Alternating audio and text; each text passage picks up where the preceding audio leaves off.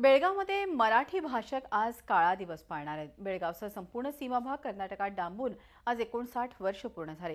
त्यामुळे सीमा बांधव आजचा दिवस काळा दिन म्हणून पाळतात। असं असताना दुसरीकडे कर्नाटक राज्य आजचा दिवस विजयोत्सव म्हणून साजरा करतं। याचा निषेध नोंदवण्यासाठी आज बेळगावात काळा दिन पाळण्यात येणार आहे। त्यासाठी महाद्वार रोड पासून ते मराठा मंदिरपर्यंत मराठी भाषक मूक मोर्चा काढतायत आणि विशेष म्हणजे या मोर्चामध्ये बेळगावच्या महापौर सरिता पाटील दुचाकीवरून सहभागी झाल्या आहेत। कर्नाटक सरकार कारवाई करेल या भीतीने त्या तोंडावर काळी पट्टी बांधून सहभागी झाल्या आहेत। यापूर्वीचे महापौर किरण सायनाक आणि महेश नाईक यांनी कर्नाटक सरकार कारवाई करेल या भीतीने मोर्चाकडे पाठ फिरवली होती।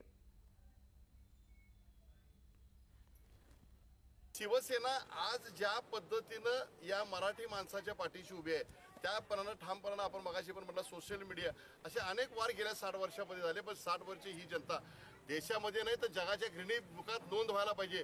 60 वर्ष एका प्रश्नावर चळवळ ही मला वाटते भारतामध्ये कुठेही झालेली नाही। भारतीय जनता पक्षाचा मित्रपक्ष म्हणून सुद्धा महाराष्ट्रामध्ये सरकार आहे, पण जर उद्या तुम्ही जर प्रश्न विचारला की महाराष्ट्राच्या सत्तेला सुद्धा उद्धव साहेब लाथ मारतील, पण मराठी माणसाच्या 100% झी 24 तास रहा एक पाऊल पुढे।